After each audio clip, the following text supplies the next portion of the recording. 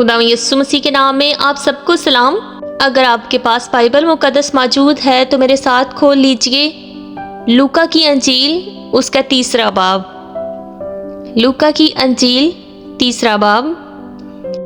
تبرس کیسر کی حکومت کے 15ویں برس جب پینتوس پلاطس یہودیہ کا حاکم تھا اور ہیرودیس گلیل کا اور اس کا بھائی فلپس ایتوریا اور ترخونیتس کا اور لسانیاس ابلینے کا حاکم تھا اور حنا اور قائفہ سردار کاہن تھے، اس وقت خدا کا کلام بیابان میں زکریا کے بیٹے یوحنا پر نازل ہوا، اور وہ یردن کے سارے گرد و نواح میں جا کر گناہوں کی معافی کے لیے توبہ کے بپتسمہ کی منادی کرنے لگا، جیسا یسایہ نبی کے کلام کی کتاب میں لکھا ہے کہ بیابان میں پکارنے والے کی آواز آتی ہے کہ خداوند کی راہ تیار کرو، اس کے راستے سیدھے بناؤ، اور ہر ایک پہاڑ اور ٹیلا نیچا کیا جائے گا، اور جو ٹیڑھا ہے سیدھا اور جو اونچا نیچا ہے ہموار راستہ بنے گا۔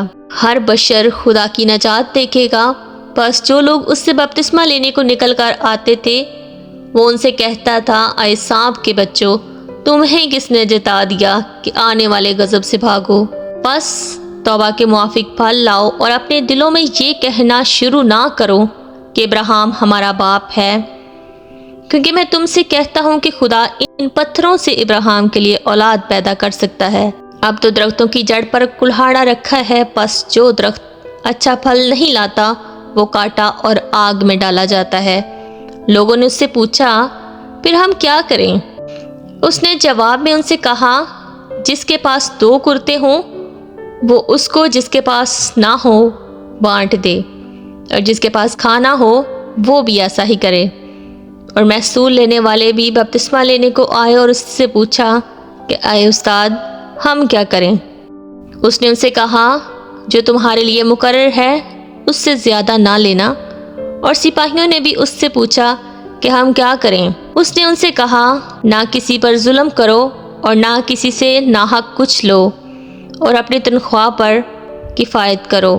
جب لوگ منتظر تھے اور سب اپنے اپنے دل میں یوحنا کی بابت سوچتے تھے کہ آیا وہ مسیح ہے یا نہیں، تو یوحنا نے ان سب سے جواب میں کہا، میں تو تمہیں پانی سے بپتسمہ دیتا ہوں، مگر جو مجھ سے زور آور ہے وہ آنے والا ہے، میں اس کی جوتی کا تسمہ کھولنے کے لائق نہیں، وہ تمہیں روح القدس اور آگ سے بپتسمہ دے گا۔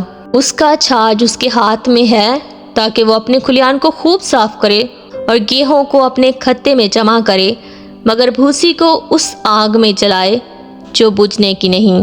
بس وہ اور بہت ہی نصیحت کر کے لوگوں کو خوشخبری سناتا رہا۔ لیکن چوتھائی ملک کے حاکم ہیرودیس نے اپنے بھائی فلپس کی بیوی ہیرودیاس کے سبب سے ان سب برائیوں کے باعث جو ہیرودیس نے کی تھیں یوحنا سے ملامت کر ان سب سے بڑھ کر یہ بھی کیا کہ اس کو قید میں ڈالا۔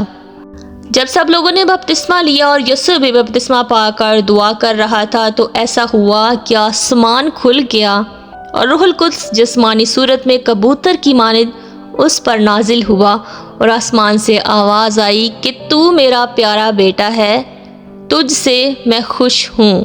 جب یسوع خود تعلیم دینے لگا تقریباً 30 برس کا تھا، اور جیسا کہ سمجھا جاتا تھا یوسف کا بیٹا تھا، اور وہ ایلی کا اور وہ متات کا اور وہ لاوی کا اور وہ ملکی کا اور وہ ینا کا اور وہ یوسف کا۔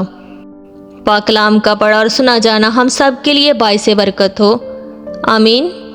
God bless you.